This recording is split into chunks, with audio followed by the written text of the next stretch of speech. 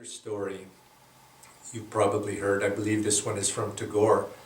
Tagore told of the story of the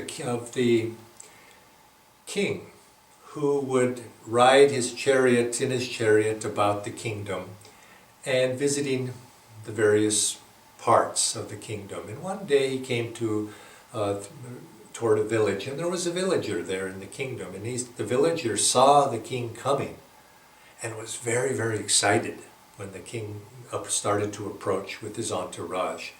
And the king came and he stopped at that villager's home, got out of his chariot, and he came to the villager, and the villager was expecting the king to perhaps give him a boon or somehow to bless him in some material way, give him something special. But the king comes up to the villager and asks the villager, "What is it that you can offer to me?" And the villager was very surprised. He thought, oh, the king, instead of giving me something, the king is asking me to give him something. So the villager, caught off guard, he went into the house and he found something. And he came back and he gave the king 1 grain of rice.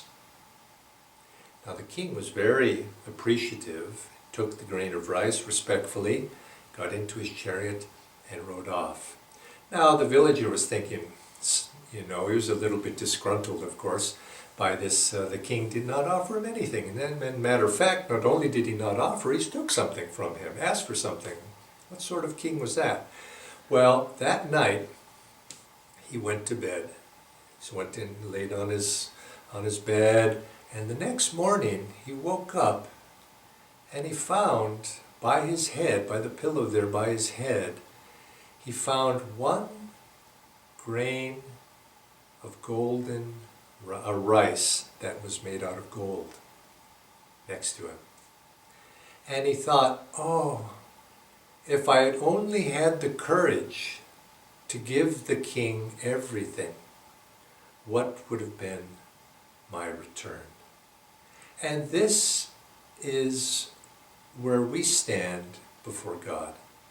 God asks us not what He's going to give us. This is how we often approach God. We approach God, we approach the Guru, we approach the spiritual life of what can I get out of this?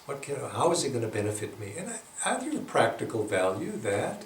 Often I've given classes and people want to know, how is meditation going to help me? How is the spiritual life going to help me? And naturally, we answer on that level. But for the deeper devotee, somebody who has a little bit more experience in this and understands the true relationship that we are developing with the divine, if we would take that approach of what is it, not what God can do for me, not what meditation can do for me, not what the world can do for me, but what can I offer back to the world? This is the attitude of the devotee, and we find that if we have that courage, like that villager, we summon up that courage to give ourselves totally to God, give ourselves totally to Guru.